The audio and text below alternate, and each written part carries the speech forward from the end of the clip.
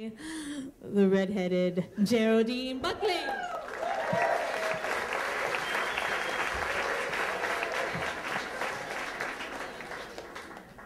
Thank you.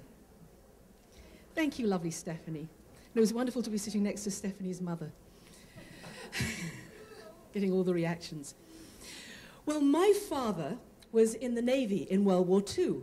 And when I was growing up, he would always tell stories about sailing on the Mediterranean and going to places like Tripoli and Italy and Gibraltar.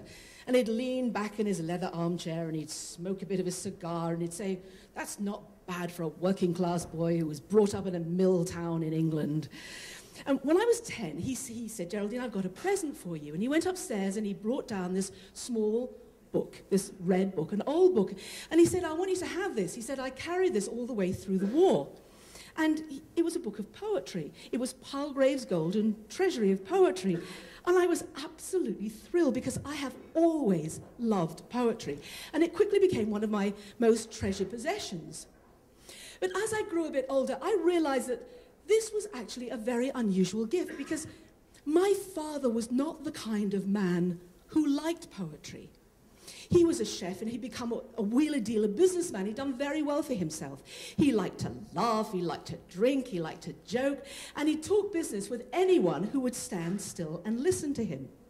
But I never heard him talk about poetry, except for one poem. His favorite poem was John Masefield's Sea Fever, and sometimes he'd quote from it. "I must go down to the sea again, the lonely sea in the sky, and all I ask is a tall ship and a star to steer her by." But after he left the Navy, he really didn't have much to do with sailing, except when he was older. He went on quite a few cruises, but he liked being around boats.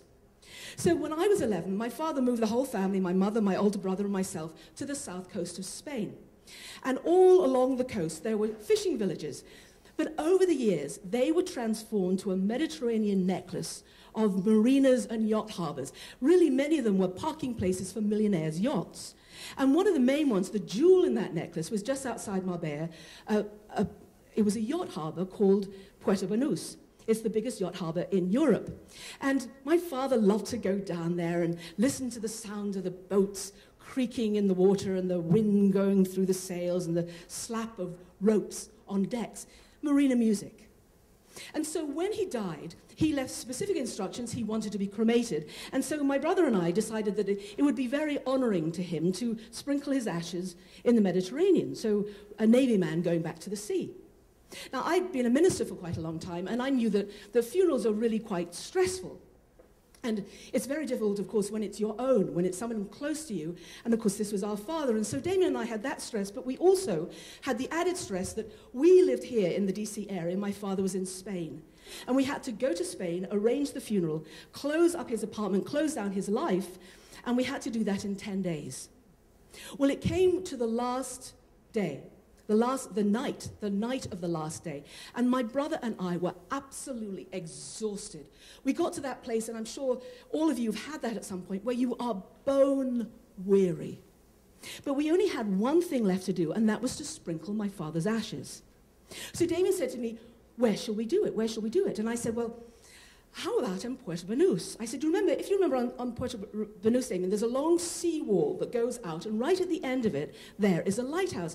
And I said, I used to sit there quite a few years ago and look at the sea, and it was lovely, and I think that might be a perfect place to sprinkle Daddy. And he said, okay.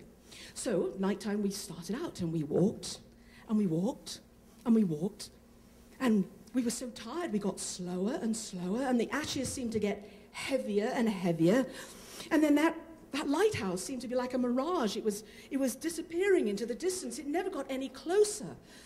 And I was just thinking, I don't quite remember this marina being so long. They must have lengthened it since the last time I was here. And then Damien said, "Geraldine, I cannot walk a step further." And I felt the same. I really couldn't put one foot in front of the other. And so he said, "Look, let's just do it here. Okay, let's do it here." Well, we were at a part on the sea wall, and on one side there was a dock with all these magnificent yachts with huge masts, and on the other side was the sea. But between us and the sea, there was a series of very large rocks. And you couldn't just sprinkle my father there, because he'd land on the rocks and he'd be food for the seagulls. And And that was not quite what we intended.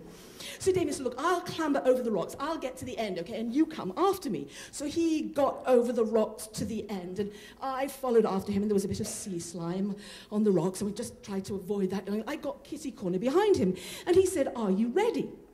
Now, we had arranged that I would say a few words over the ash pouring. And it was a beautiful night. It was very clear. There was a full moon, and silhouetted in it was one of the masts of the yacht. And there was a star in the sky. And there was the marina music, and it really sounded that night as though the wind was playing a serenade. It was playing taps to an old Navy man going on his last voyage. So I recited my father's favorite poem. I must go down to the sea again, the lonely sea in the sky. And all I ask is a tall ship and a star to steer her by. And there was the tall ship, and there was the star. And then I committed my father's spirit to the Lord, and I said amen. And Damien opened the top of the ashes, and he started to pour. And as he did, the wind changed. It had been a little breeze coming from the land out to the sea. And at that moment, it seemed to hit the water and come up. And as it did, I saw a look of sheer horror on my brother's face.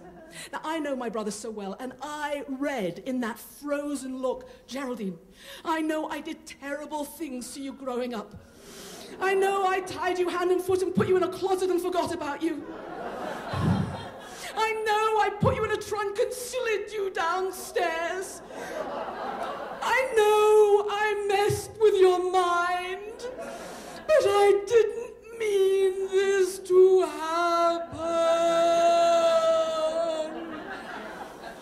And the wind hit the water and the falling ashes, and it came upwards and it came inwards. And it covered me. I had ashes in my hair. I had ashes in my eyes. I had ashes in my mouth. I had ashes on my arms, on my legs. I had ashes between my toes. Now, I don't know if any of you have seen funeral ashes, but they're not light little feathery things. No, they're large chunks, and they're sticky. And they're called cremains because they cremane on clothes. And I realized I was wearing my father. Well, I just wanted to get back and take a shower as quickly as possible. I was just walking back along that seawall, and my brother was behind me, and I just said to myself, I just want to get home. I just want to get home. I just want to shower. I need to shower now. And I got into the shower, and I realized I'd never been closer to my father, but I got in that shower. Oh, the water was just so wonderful, and I recited my father's favorite poem again, I must go down to the sea again, the lonely sea in the sky. And all I ask is a tall ship and a star to say her bye. And I saw my father there on the floor of the shower. And an eddy was taking him in a whirlpool down the drain to the sewer. And I said, goodbye, Daddy. I know it's not quite the Mediterranean, but you will get there eventually.